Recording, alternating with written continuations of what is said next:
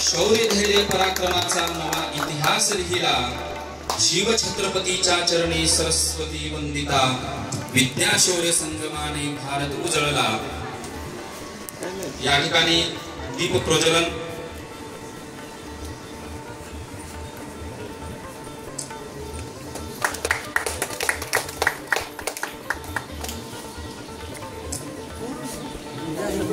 संजय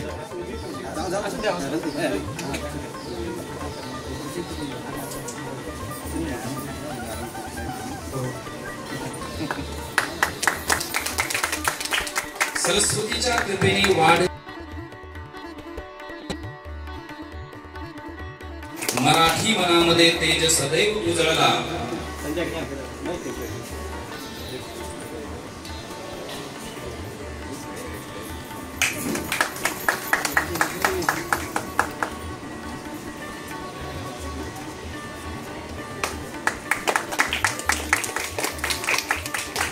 यानंतर माता सरस्वती यांचं पूजन व छत्रपती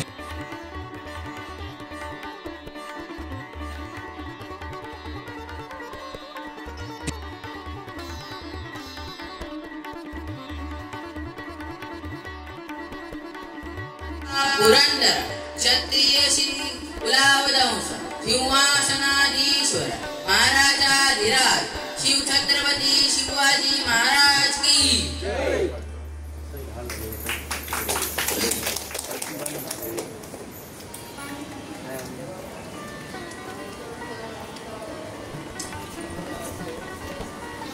बस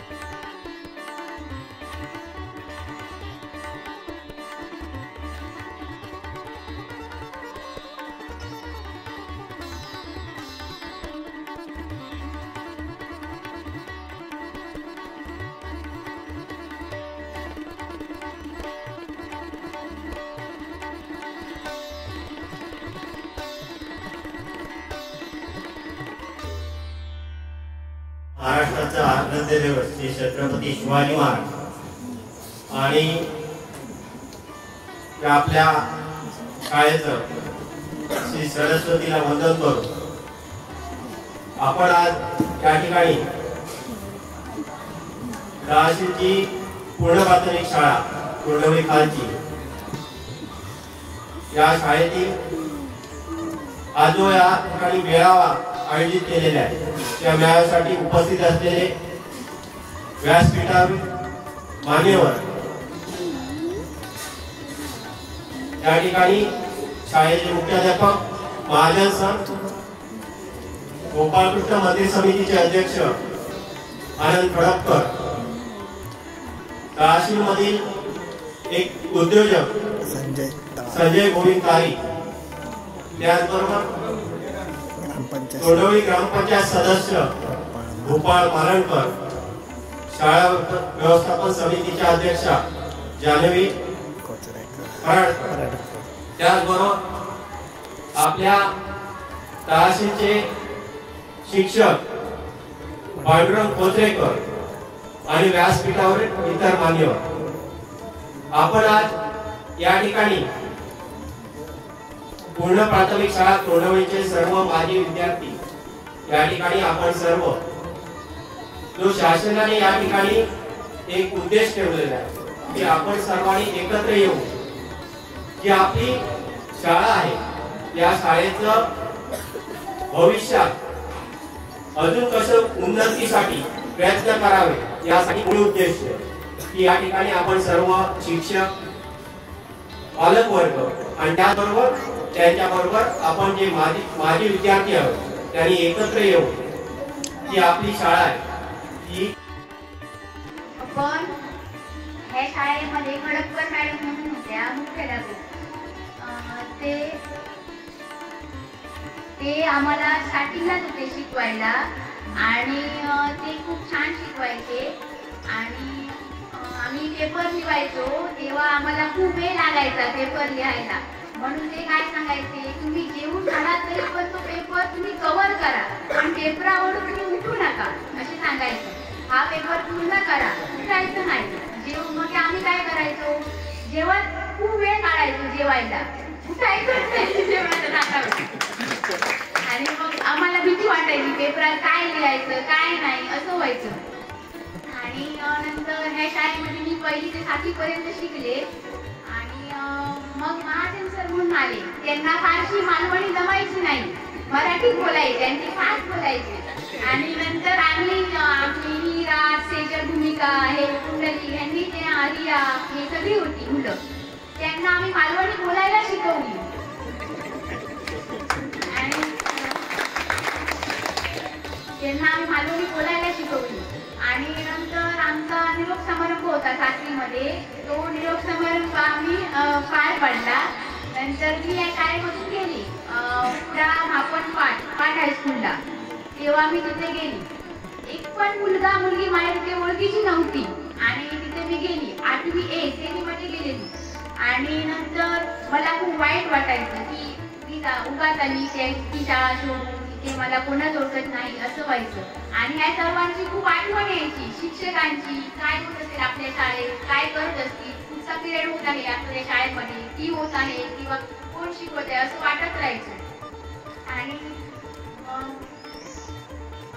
मी त्या शाळेमध्ये शिकले, मैत्रिणी झाले, मित्र झाले. एक सर होते चांगले सर, गोपाळकृष्ण, विद्येची आराध्य देवता शारदा माता यांना वंदन करू. आज या ठिकाणी माजी विद्यार्थ्यांचा मेळावा जिल्हा परिषद पूर्ण प्राथमिक शाळा तोंडवली खालची या प्रशालेमध्ये या ठिकाणी संपन्न होत आहे. आणि या ठिकाणी व्यासपीठावर सर्व मान्यवर आहेत, त्यांचं मी या ठिकाणी मनपूर्वक हार्दिक स्वागत करतो.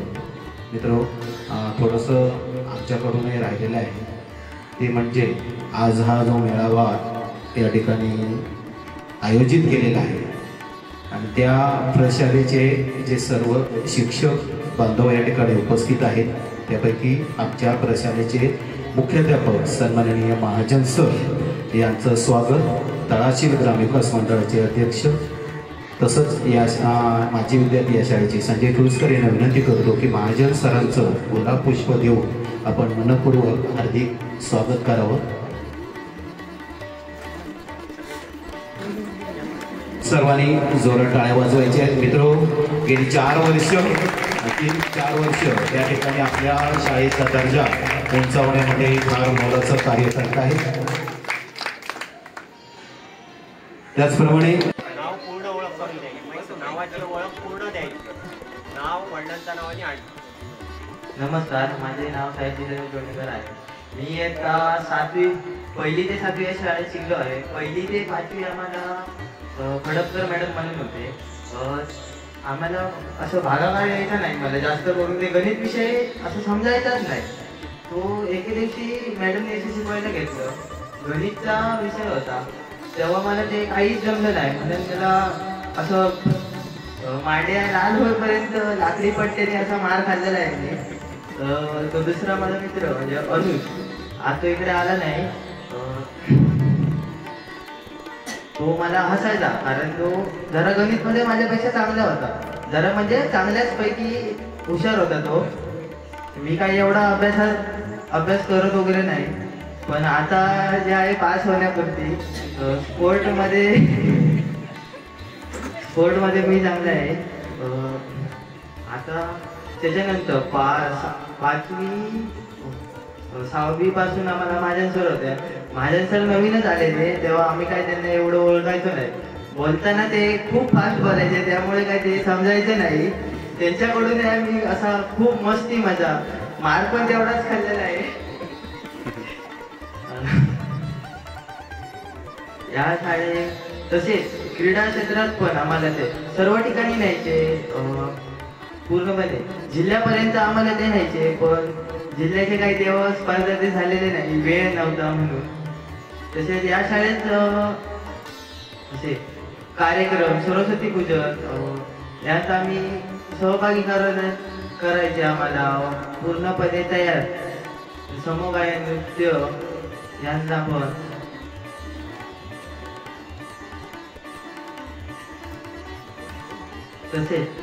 तसेच पहिलं वाटायचं की रेवणकर आहे. मी या शाळेत इयत्ता 1ली ते 7वी शिकलो आहे. या शाळेने मला घडवलं, म्हणून मी आजपर्यंत पुढे गेलो आहे. व्यवसाय म्हणा किंवा आपली प्रगती. त्याचप्रमाणे आपली प्रगती होत असताना आताचे जे विद्यार्थी आहेत त्यांची पण प्रगती होणे खूप गरजेचे आहे. आमच्या टायमाला या शाळेमध्ये एवढी सोयी सुविधा नव्हती, परंतु आता शाळेसाठी भरपूर सोयी सुविधा झालेली आहे.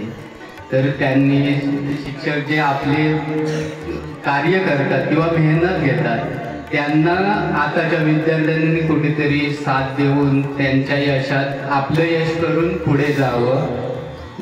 कारण आमच्या टायमाला एवढी सोयी सुविधा नव्हती, त्यामुळे आम्ही काही जास्त पुढे जाऊ शकलो नाही. परंतु विद्यार्थ्यांनी पुढे जावं. मी माझी विद्यार्थी आहे, त्यामुळे मला असं वाटतं की आपली शाळा म्हणजे त्या आमच्या काळात जशी होती त्यापेक्षा आता खूप सुधारलेली आहे. एवढं बोलून थांबतो. जय हिंद, जय महाराष्ट्र. सर्व व्यासपीठावरील सर्व मान्यवरांना मी नमस्कार करतो. कृष्णाला मी माझ्या या शाळेतील एक किस्सा सांगत आहे. ह्या शाळेने मला म्हणजे प्रवाहाच्या जो प्रवाह असतो त्या प्रवाह बरोबर चालण्यापेक्षा प्रवाहाच्या विरुद्ध चालणे हे या शाळेने मला शिकवलं. एक थोडासा किस्सा सांगतो. मी 1ली ते 4थीपर्यंत या शाळेमध्ये कमीत कमी 2-3 नंबरापर्यंत या शाळेत माझा नंबर असायचा. नंतर 4थीच्या वेळी काय झालं, माझ्या वर्गातील एक विद्यार्थी होता, त्याचे वार्षिक परीक्षेच्याच वेळी त्याचे वडील वारले होते. नंतर त्यावेळी आम्हाला म्हणजे आमच्या शिक्षकामध्ये शोभा मॅडम होत्या, करगोटकर मॅडम. मग त्या मॅडमने काय केलं होतं की त्या विद्यार्थ्याचं पेपर जे होते, वार्षिक परीक्षेचे जे पेपर होते ते माझ्याकडून लिहिले होते. मी ते सर्व विद्यार्थ्याचे पेपर लिहिले होते. आणि नेमकं असं झालं, त्या परीक्षेत मी नापास झालो आणि तो विद्यार्थी पास झाला. या शाळेतील जर कधी हे काढला तर मला भेटू शकतं. ह्या शाळेत मी चौथी नापास झाली. आणि तिथून एक मला एक असं वळण लागलं की तेव्हा याच्यामध्ये संघर्षमय जीवनाचं एक हे भेटलं मला. आणि आज त्या जीवनामध्ये मी थोडाफार सुखी आहे. एवढं म्हणजे ह्या शाळेनं मला भरपूर योगदान दिलं. आणि तिथून संघर्ष कसा करावा किंवा काय म्हणजे आपण मी काय असा म्हणतो म्हणजे मोठा माणूस नाही आहे, एक साधा मच्छीमार किंवा असा एक साधारण माणूस आहे. पण ह्या शाळेने मला भरपूर काही दिल्यामुळे मी ह्या शाळेच्या सदैव ऋणी राहील. धन्यवाद. एवढं भाषण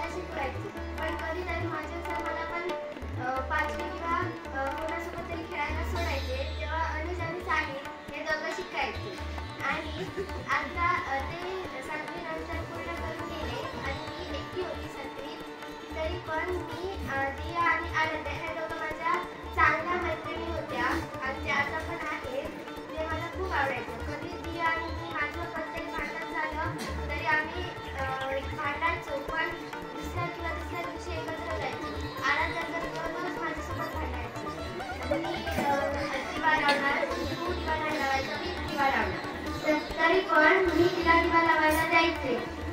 आणि आता मी दिवा लावते की ते मला माहिती आहे. ज्यांची 7वी पूर्ण झालेली आहे. धन्यवाद.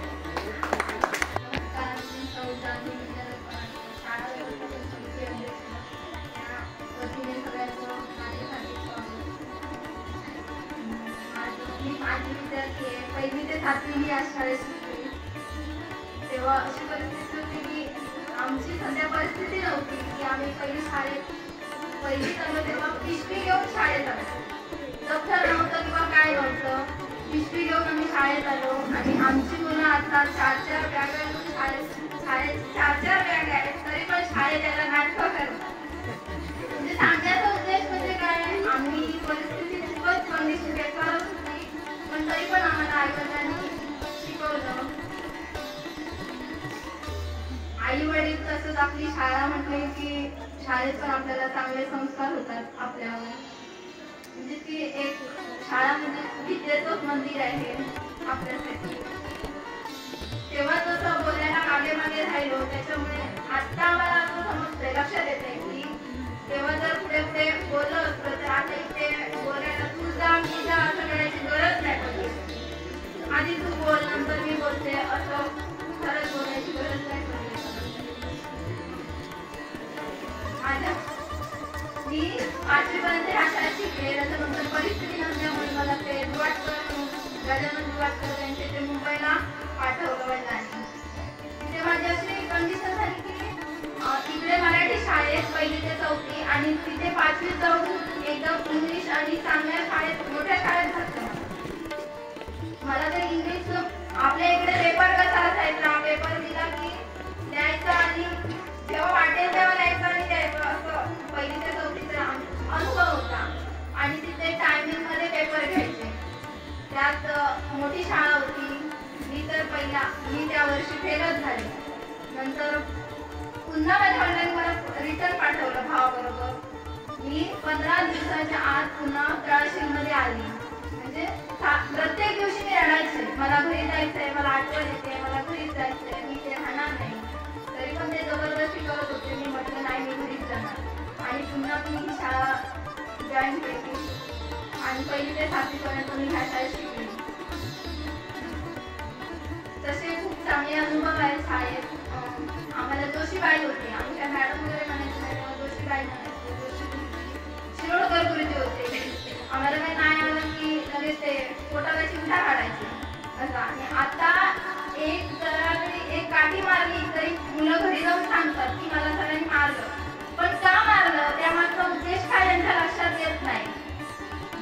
पालकांची अशी कंप्लेंट होती की गालावर वगैरे मारायचं नाही, ते ठीक आहे, पण मुलांना मारायला असं मारायचं नाही, पण हातावर मारायचं. नाहीतर आमची मुलं खूप मस्ती करणारी आहे. जे आम्ही आता जेवणाच्या पाळ्या लावल्या ना, ते आम्ही जेवण बनवायला येतो, त्याच्यात आमच्या लक्षात आलं की मुलं किती बोलण्याची संधी दिली, त्याबद्दल मी सर्वांचे आभार मानते. पहिल्यांदा असं वाटायचं की शाळा सोडून कधी बाहेर शाळेत जाते, 3च्या तासाला खेळायला भेटेल, बाहेर फिरायला भेटेल असं वाटायचं. इथे सारखा अभ्यासच देतात, ओरडतात, याचा कंटाळा यायचा.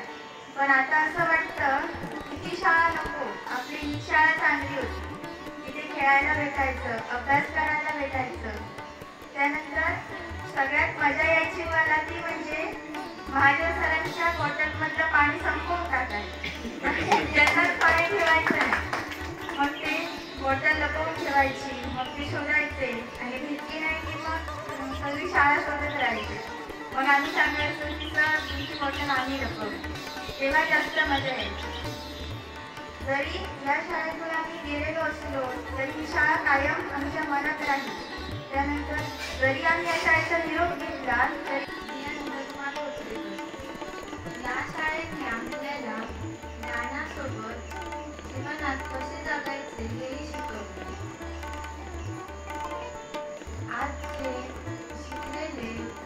आज या शाळेत शिकलेले ठराविक जण शिक्षक, पोलीस, तर काही जण व्यवसाय करत आहे. तो पर्यटन व्यवसाय किंवा मासेमारी व्यवसाय काही ना काहीतरी करतच आहे.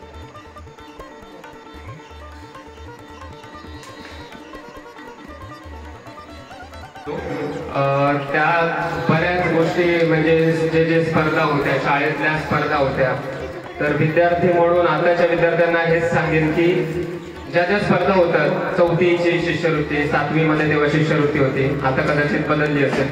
सो नवीन स्पर्धा येत आहेत, ते तुमचे शिक्षक असतील ते तुम्हाला सांगतच असतील, त्यांमध्ये भाग घ्या. कारण जेव्हा तुम्ही स्पर्धा परीक्षा, मैदानी खेळ आणि बऱ्याच गोष्टी ऍक्टिव्हिटीज मध्ये भाग घेता तेव्हा तुम्ही विद्यार्थी म्हणून घडत जाता. म्हणजे तुमचा 7वी नंतर मालवणला जाल, जसं मी टोपीवाला हायस्कूलमध्ये गेलेलो, त्यानंतर पुढचं शिक्षण तिथे ज्युनियर कॉलेज झालं आणि नंतर कुडाळला गेलो. जर तुमचा बेस जो पाया जो परफेक्ट करायचा असेल तर तुमची हीच शाळा आहे. नंतर तुम्हाला संधी नसते. त्यामुळे जे काय कराल ते तुमचा पाया, तुमच्या इमारतीचा पाया जो असतो तो हाच असतो. त्यामुळे जेवढं शिकता येईल, चुका करता येतील त्या इकडे करा. आणि तुम्ही जेव्हा इथून बाहेर जाल, आम्हालाही ह्या शाळेमुळे भरपूर शिकता आलं. पोडगल सर ज्यांनी आम्हाला इंग्लिश शिकवलं, त्यामुळे आम्ही जेव्हा 8वीमध्ये टोपीवाला हायस्कूलमध्ये गेलो, त्यामुळे इंग्लिश त्या शहरातले मुलं हुशार असतात असं समज असतो, पण तसं काही नव्हतं. आम्ही तिकडे टॉपमध्ये होतो. आणि या शाळेमध्ये सुद्धा असताना कायम 7वी पर्यंत 1 ते 3 क्रमांकाचे जे क्रमांक होते त्यामध्ये 1 नंबर यायचा. सो ते खूप छान वाटायचं. आणि आता एक मुंबईमध्ये गेल्यापासून शाळेचेच आभार मानावे लागतील, कारण आपल्यावर ते संस्कार असतात, वक्तृत्व शैली आपली, त्याच्यानंतर बऱ्याच शाळेच्या स्पर्धांमध्ये आम्ही सहभागी व्हायचो. त्यामुळे आता मुंबईमध्ये जे राजकीय कार्यक्रम होतात, तसेच वेगवेगळ्या ठिकाणी आम्ही बोलवतात, तसेच झी मराठी, मी अभिनय क्षेत्र, गायन क्षेत्र, तसेच उद्योजक क्षेत्रामध्ये माझा स्वतःचा आता ट्रॅव्हल टुरिझमचा व्यवसाय आहे, तसंच इव्हेंट्स. आणि पहिलीमध्ये इथे शिक्षण घेतलंय आणि आज 40 वर्षानंतर माझा मुलगा श्लोक दीपेश मायबा हा पहिली इयत्तामध्ये 2025 मध्ये शिक्षण घेतोय. त्यावेळेला आम्हाला मराठी शिकवायला कोळंबकर मॅडम होत्या, कोळंबकर बाई. तर आमच्या घरात शिक्षणाचं वारं तसं त्याच्यात होतं, पण कुठेतरी आमचा दुर्लक्ष होता. तर आई शिकवायचे. एक किस्सा आहे की कोळंबकर बाई त्यावेळेला मला वय काढायला येत नव्हता, तर मी पाठीवरती काढायचो, पण माझा बस चुकत होता. मग एक कोळंबकर बाईंनी सांगितलं, आता जर तू काढलंच नाही तर तुझा पाठ फोड करेल. म्हणजे कसा काढायचा तो सांगितला, असं बघ गोल काढायचा आणि त्याला अशी रेषा द्यायची, म्हणजे ते पोट फाडायचं. ही एक अजून म्हणजे 40 वर्षानंतर पण माझ्या कधी कधी ब काढताना लक्षात येते. ती आवर्जून गोष्ट मी तुम्हाला शेअर केली. एक सांगायची गोष्ट आहे की आपल्या सगळ्यांकडून राहिली आहे.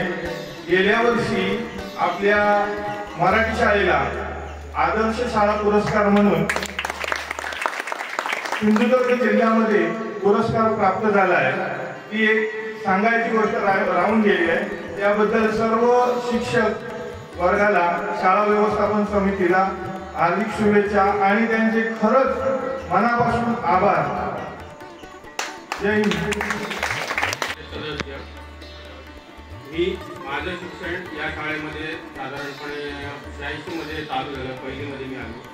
माझ्यासाठी कधी ही शाळाच नव्हती, माझं घर होतं. कारण तुम्हाला सांगतोय, केळुसकर गुरुजी आमचे अध्यक्ष, त्यांचे वडील आणि दुसरे म्हणजे कोळंबकर बाई, ह्या 2 व्यक्ती अशा होतात की त्यांनी कधी आम्हाला इथे शाळा अशी भासूच दिली नाही.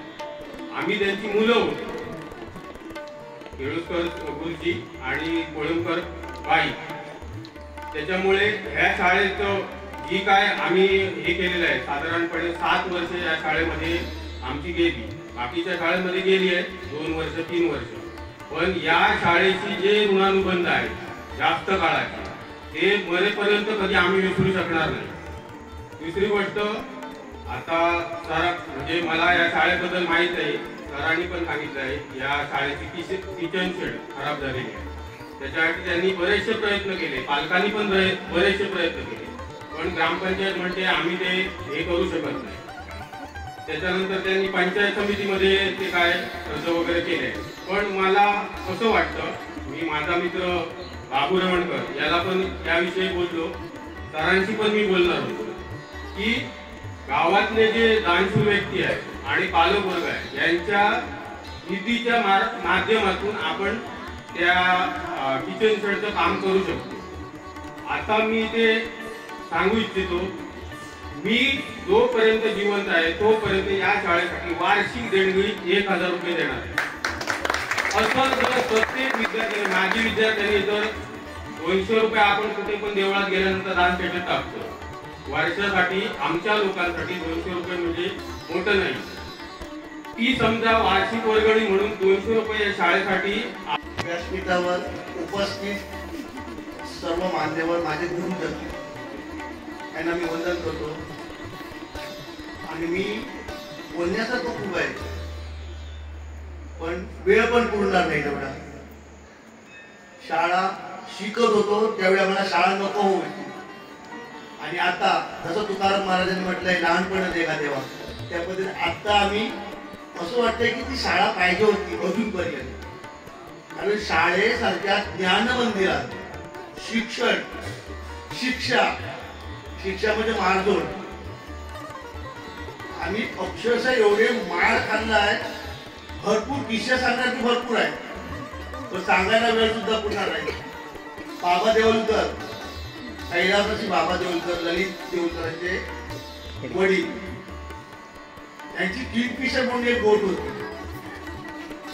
आणि बोट ज्यावेळी ते मूर्त बोट पाण्यात लोटायचे त्यावेळी आम्हाला काहीतरी मोठा एक आनंद वाटत होता की त्या बोटीतनं कुठेतरी फिरावं. आणि असाच एक दिवस जेवणाची सुट्टी झाली होती आणि बाबा देवलकर बोट घेऊन इथे आले. त्यावेळी विष्णू धावडे पण होता त्या बोटीवर, खालाशी म्हणून. आम्ही नदीवर गेलो, बोलले चला चला. बोटीवर चढतात आम्ही चढलो, संपूर्ण पुरे विद्यार्थी जेवढे होते तेवढे आम्ही बोटीवर चढलो. त्यावेळी बोट म्हणजे काय वेगळंच वाटत होतं आम्हाला. त्यांच्या लॉन्चमध्ये चढलो, त्याने आम्हाला फिरवून वगैरे आणलं. त्यावेळी जेवणाची सुट्टी संपलेली होती, शाळा भरलेली होती. परब गुरुजी, मला वाटतं आता ते आमच्यात नसतील. कोसूर येथे परमपूज्य अजित केणी यांच्या घरी राहायचे. तर ते एवढे शिस्तबद्ध होते जितपर उंच, आणि त्यांची काठी सुद्धा होती ती भरपूर मोठी होती. एक जरी काठी त्यांनी मागली की नाही 2 दिवस त्याचा वर जात. एवढं भरून आलं ना, भरपूर आठवणी लागल्या. त्याच्यामुळे मी पहिलं म्हणजे सर्व शाळा शिक्षकांचे मी आभार मानतो का की तुम्ही जे आठवणी जागृत केल्यात आमच्यासाठी. खरोखरच असं वाटलं की आम्ही कुठेही गेलो तरी या शाळेसाठी फक्त हात द्या, आम्ही तुमच्यासाठी लगेच येणार नाही. तर आता तरी ही शाळा किंवा लाद्या बघून वगैरे समाधान वाटलं. आमच्या टाइमात उदाहरण सांगतो मला. माझं काय शिक्षण जास्त नाही आहे, मी फक्त 7वी पास आहे. परिस्थितीनुसार मी शाळा सोडलेली होती वजच्या, कारण माझी आई छोटी असताना वारली. शक्य नव्हतं पुढे शिक्षण शक्य नव्हतं जाण्यासाठी. मी स्वतः 7वी पास नंतर किंवा माझं वजन हायस्कूल सोडलं नाही असतं, आणि मी माझ्या मामाच्या घरी दांडीवर फक्त 60 रुपये पगारासाठी मी बोटीवर नाईटला मच्छीला जायचो. मला मुलांना एवढंच सांगायचं की आज तुम्हाला सगळं शाळेमध्ये भेटतंय. सर्वच मला गव्हर्नमेंट तुम्हाला पुस्तक असते, दप्तर असते, कपडे असते, सर्व भेटतंय. आता बाहेर मुलं फुलांचे तुरे गोविते पल्लवाचे, फुलांचे तुरे गोविते मस्तकाचे, तरी श्री हरी पाहिजे रोज पावे तुमचे हर हर.